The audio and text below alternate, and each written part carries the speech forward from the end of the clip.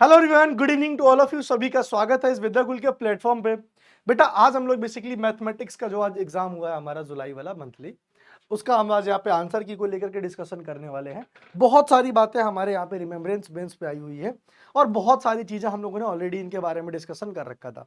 अगर कोई टीचर यहाँ पे ये कहता भी है कि मेरा ही पढ़ाया हुआ सब कुछ आया है, तो भाई इसमें कोई बहुत बड़ी बात नहीं है। क्वेश्चंस का कुछ लेवल भी वैसा नहीं था, सारे के सारे क्वेश्चंस बहुत ही ईजी थे। यहाँ पे एकदम छोटे छोटे लेवल के सवाल थे, समझे कि नहीं? इसमें कोई बहुत बड़ा तीर मारने वाली चीज नहीं है।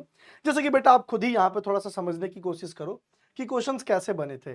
साइन इनवर्स 1/2 जो कि हम जानते हैं 30 डिग्री पे होता है, वैसे ही कॉस इनवर्स 1 जो कि 0 सबको पता है बेटा। टेन इनवर्स √3 जो कि 60 डिग्री पे बनता है। सेक इनवर्स 2 सिंपल सी बात है बेटा, वो 60 बनता है पाई/3 पे। साइन इनवर्स 3/5 हमें पता है कि ट्रिपलेट का फॉर्म लेता है 3 4 5। वैसे हो सकता है कि 8 15 17 भी देखने को मिले, और हालांकि 8 15 17 का भी हमें देखने को मिला है। तो बेटा साइन इनवर्स 3/5 को जनरली कॉस इनवर्स 4/5 ले सकते हैं। साइन इनवर्स 8/17 ले सकते हैं।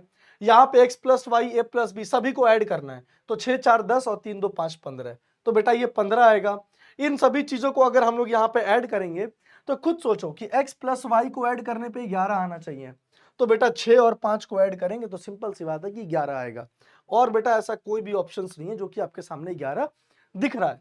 अब देखो क्वेश्चन नंबर 8 ये हो गया बेटा। अब हम लोग बढ़ते हैं क्वेश्चन नंबर 9 की तरफ। So come on let's go for the question number 9। और आप बेटा चर्चा करते हैं क्वेश्चन नंबर 9 पे। देख लो कितना इजी है, छोटा सा मैट्रिक्स दे रखा है, 2 से मल्टीप्लाई करना है। ऑप्शन नंबर सी हमारा आंसर। हालांकि इस क्वेश्चन के अंदर यहाँ इक्वल टू का साइन था, बच्चे कंफ्यूज हो गए थे, लेकिन बेटा ऑप्शंस कुछ ऐसे अरेंज किए गए थे जहां पे वो इक्वल टू की जगह मतलब कि प्लस था। तो आई होप कि ये मिसप्रिंट आप लोगों ने पकड़ लिया होगा और इस अकॉर्डिंग इसका ऑप्शन नंबर ए सही आंसर बना था। अगर मैं ऑप्शन नंबर क्वेश्चन नंबर 11 की बात करूं तो ए था, बी था, ये सी था। हमें करना क्या था, ए प्लस बी को जोड़ के सी हमें बेसिकली वहां सब्ट्रैक्ट करना था। तो मैं यहीं से चीजों को देख पा रहा हूं, 3 - 2 और वो 0 करेंगे तो कहीं ना कहीं हमें 1 देखने को मिलेगा। क्वेश्चन नंबर 12 की तरफ देखते हैं। 7 9 13 11 1 0 0 1 ए इंटू आई करना है, दोनों को बेटा मल्टीप्लाई करना है। मल्टीप्लाई करना मैंने साफ साफ आपको समझा रखा है, first row first column order check करना, सब कुछ मैंने बताया बेटा। तो ये आपका ऑप्शन नंबर सी है। ये भी मैंने बताया था कि कोई एक आइडेंटिकल मैट्रिक्स है, उसकी कितनी भी पावर हो जाए वो आई का आई रहता है। ट्रांसपोज की बात करते हैं जहां पे बेटा कॉलम रो में कन्वर्ट हो जाता है, रो कॉलम में कन्वर्ट हो जाता है। तो आपको 2 3 7 दिख रहा है, 2 3 7 मिलेगा, 4 5 6 दिख रहा है, 4 5 6 मिलेगा। ऑप्शन नंबर बी आपका यहाँ पे राइट आंसर हो जाएगा। अगर मैं क्वेश्चन नंबर 15 की बात करूं, सीधे सीधे इसको मल्टीप्लाई करना है, तो कोई भी मैट्रिक्स को जीरो मैट्रिक्स से मल्टीप्लाई करने पे डेफिनेटली आंसर 0 मिलता है, जो कि हमारा ऑप्शन नंबर डी यहाँ पे राइट आंसर होगा। बात करते हैं क्वेश्चन नंबर 16 पे। तो क्वेश्चन नंबर 16 देखो, इनमें से कोई नहीं। आखिर ऐसा क्यों है? क्योंकि आप खुद समझो कि ये वाला आपके सामने ऑर्डर क्या दे रखा है, 1 × 2 का। आपके पास एक बेटा रो दे रखा है, 2 कॉलम दे रखा है, और इसके पास क्या दे रखा है, 2 रो दे रखा है, 1 कॉलम दे रखा है। तो सही मायने में अगर आप इसका रो ले लो मतलब कि 1, और इसका कॉलम ले लो मतलब कि यहाँ पे आपको 1 रो मिलेगा, इसका कॉलम मतलब कि यहाँ पे कॉलम भी आपको क्या देखने को मिलेगा, 1। तो 1/1 का आपको मिलना चाहिए था, ठीक है।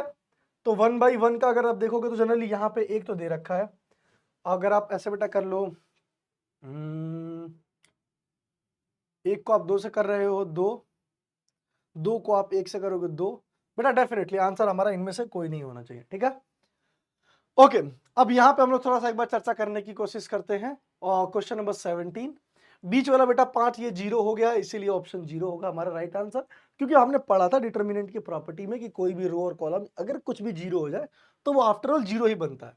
इसका बेटा इनवर्स निकालना था, तो इनवर्स निकालने के लिए आइडेंटिटी मैट्रिक्स का हम जानते हैं वो सेम टू सेम ही रहता है, इसीलिए मैंने बेटा ऑप्शन नंबर सी लिखा हुआ है। 6 का हमें क्या बताना है, माइनर बताना है, तो बेटा 6 को यहां से छुपा लो, क्रॉस मल्टीप्लाई कर दो, तो 9 × 2 क्या आएगा आपके सामने, 18 आएगा। 18 में से 3 चला जाएगा, तो डेफिनेटली हमारे पास ऑप्शन नंबर ए बनेगा। अगर मैं बात करता हूं यही चीज बेटा कोफैक्टर निकालने के लिए 8 का, तो हमें प्लस माइनस देख करके भी ध्यान दे सकते हैं कि जो भी आंसर आएगा मेरा वो नेगेटिव में आएगा। और बेटा नेगेटिव में हमारे सामने ऑप्शन नंबर ए दिया था, तो हमने थोड़ा इस पे खेलना सही समझा, और जब हमने इसको सॉल्व किया 8 को ऐसे बंद करके, तो आप खुद देखो आपके सामने आंसर सेम टू सेम वही मिल रहा है। 9 दूनी का 18, 18 - 0 × 5, सिंपल सी बात है, 18 आएगा माइनस का। अब बेटा चर्चा करते हैं क्वेश्चन नंबर 21 की तरफ कि क्या जो एक स्क्वायर मैट्रिक्स होता है वो सिंगुलर होता है देन। सिंपल सी बात है, बहुत बार मैंने क्लासेस में भी बताया है कि अगर कोई एक स्क्वायर मैट्रिक्स है जो कि सिंगुलर है तो उसका डिटरमिनेंट 0 के बराबर आता है। और क्वेश्चन नंबर 22 में देखते हैं क्या दिया है। 10 इंटू 4 करेंगे बेटा 40 आएगा और 8 में से 6 जाएगा तो 48। तो 40 में से अगर 48 जाएगा, 40 में से अगर बेटा वो 48 जाएगा तो मेरे को क्या देखने को मिलेगा, माइनस का 8 देखने को मिलेगा। लेकिन एक बात बेटा आपको यहाँ पे थोड़ा सा ना ध्यान देना पड़ेगा कि ये जो चीजें आती है ना वो मॉड में हमें देखने को मिलती हैं। थोड़ा सा मैं आपको बताता हूँ, ये डिटर्मिनेंट है बेटा, तो डिटर्मिनेंट कभी भी हमारे सामने नेगेटिव नहीं होता है। तो बेटा ये आप प्लस का भी 8 यहाँ लगा सकते हो, माइनस का 8 वाला यहाँ मत लगाना आप लोग, ठीक है। ये किसी बच्चे ने भेज रखा है तो आप प्लस का 8 लगाना, क्योंकि डिटर्मिनेंट हमेशा वहां पे क्या रहता है, पॉजिटिव हमको देखने को मिलता है, राइट। आगे देखिए बेटा अगले क्वेश्चन की तरफ, क्वेश्चन नंबर 23।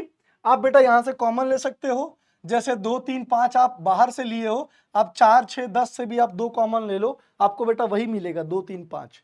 और जैसे हमें डिटर्मिनेंट में कोई भी ऐसे दो रो सेम दिख गई, सिंपल सी बात है कि आंसर क्या आता है हमारा 0। क्वेश्चन नंबर 24 में बेटा एडजॉइंट निकालना है। एडजॉइंट निकालने का तरीका हमें पता है ना, ये 1 4 है तो बेटा ये 4 1 हो जाएगा और साइन चेंज, तो देखो 4 1 साइन चेंज, सिंपल सी बात है। अगर मैं बात करूं क्वेश्चन नंबर 25, क्वेश्चन नंबर 25 का क्या है, A is a square matrix of order 3 by 3 and the value of adjoint. बिल्कुल बेटा सिंपल है, कोई दिक्कत नहीं है। अगला आप लोग अगर देखते हैं कि A inverse is an invertible matrix of order 2 then the determinant of A inverse, तो 1 बाय डिटर्मिनेंट ऑफ ए होता है, बाकी वहां पे उसका एडजॉइंट रहता ही है, इसीलिए हम लोग 1 बाय डिटर्मिनेंट ऑफ ए ले सकते हैं। इनको बेटा मल्टीप्लाई करने पे ये जो क्वेश्चन हमारे सामने आया है वो क्वेश्चन थोड़ा गलत है, ये क्वेश्चन को ध्यान रखना, ये क्वेश्चन जो है गलत बना है। इस बार जो बेटा ये क्वेश्चन आया थोड़ा रॉन्ग आया है, आप इनको मल्टीप्लाई करोगे तो इसमें से कोई सा भी आपको ऑप्शन नहीं दिखेगा, और ये वाला भी बेटा क्वेश्चन कहीं ना कहीं ये रॉन्ग था, ठीक है। ये वाला भी क्वेश्चन आपका रॉन्ग था, ये दोनों क्वेश्चंस रॉन्ग आए थे बिहार बोर्ड में इस बार। अब बेटा चर्चा करते हैं और थोड़ा क्वेश्चंस की तरफ। क्वेश्चन नंबर 29, 2 3 6, 2 5 10, 2 6 12, 2 7 14, जो कि ऑप्शन नंबर ए आएगा। साइन इनवर्स का रेंज क्या होता है, मैंने बार बार बताया है कि -π/2 से लेकर के +π/2 रेंज होती है। सभी ट्रिग्नोमेट्री फंक्शंस की मैंने रेंज और डोमेन काफी अच्छे से कवर करा रखी है, आप लोग एक बार देख लेना। बेटा ये सब्जेक्टिव क्वेश्चन है, ये मैंने सारे के सारे पढ़ाए थे, हमारे क्लासेस के ही आए हुए थे, मतलब कि मुझे एक एक क्वेश्चंस का एक एक मुझे लेक्चर्स का पता है। जब आप बेटा ये क्वेश्चन सॉल्व करने के लिए जाओगे तो मैंने यही नहीं, इसके और क्या क्या ओरिएंटेशंस बन सकते हैं मैंने उस पर भी काम कराया है। मैंने बेटा सब्स्टिट्यूशंस मेथड भी बताए हैं कि अगर ये अंडर रूट में 1 + x² हो तो हम x की जगह क्या पुट कर सकते हैं, अगर अंडर रूट में 1 - x² है तो मैं इसकी जगह क्या पुट कर सकता हूं। ये सभी के सभी मैंने बेटा चर्चाएं कराई हुई हैं। प्रिंसिपल वैल्यू के भी मैंने बेसिस पे बताया है, यहाँ tan inverse a + tan inverse b, इन पे भी मैंने चर्चा कर रखा है। और सारे के सारे सवाल बेटा ये बहुत ही इजी थे, आप खुद देख लो, ये मैंने तो बोला भी था कि एग्जाम में आएगा आएगा, देखो बेटा ये हूबहू आ भी गया। सारे के सारे क्वेश्चंस बहुत इजी है, मुझे खुद ही बड़ा अजीब लग रहा है कि मैं आखिर ऐसे सब क्वेश्चंस को लेकर के क्या ही दावा करूं कि नहीं जो मैं पढ़ाया था वही आया। बहुत इजी है बेटा, बहुत इजी क्वेश्चंस आए थे, सारे के सारे हम लोग के पढ़ाए हुए क्वेश्चंस थे। सो टिल देन बेटा आप लोगों ने बहुत ही अच्छा परफॉर्म किया, हालांकि मेरी बात भी हुई थी बच्चों से, सब लोगों ने बहुत अच्छे से पेपर अपना सॉल्व किया था। और सबसे अच्छी चीज़ है कि बच्चों में कॉन्फिडेंस ज़्यादा आ रहा है इन चीज़ों को लेकर के कि बोर्ड एग्जाम्स की तैयारी उनकी बहुत अच्छी चल रही है। अगर आपको भी कहीं लग रहा है कि थोड़ी सी अवेयरनेस की ज़रूरत है, उतनी अच्छी प्रिपरेशंस नहीं हो रही है जितनी अच्छी आपकी 10th में थी, तो डेफिनेटली बेटा आप प्ले स्टोर से आप विद्याकुल एप्लीकेशंस को डाउनलोड कर सकते हैं। वो अगर आप 12th क्लास में हैं तो 12th क्लास के लिए मतलब एनरोल करिए, अगर आप 11th में हैं तो बिल्कुल बेसिक्स आपको वहाँ से रेडी किया जाएगा, पर्सनल मेंटरशिप भी वहाँ पे दी जाती है, तो डेफिनेटली आप वहाँ ज्वाइन कर सकते हैं प्ले स्टोर से डाउनलोड करके, और बहुत मजा आएगा साथ में स्टडी करने का। काफ़ी बच्चे अपने आप को daily per day by day grow कर रहे हैं, मेरे वो हैंड रिटन नोट्स भी लेकर के स्टडी करते हैं इफेक्टिव तरीके से।